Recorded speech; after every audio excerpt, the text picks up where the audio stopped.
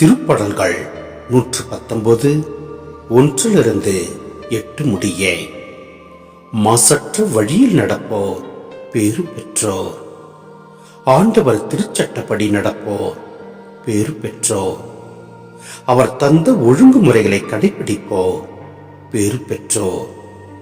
முழுமனதோடு அவரை தேடுவோர் பேறு பெற்றோர்.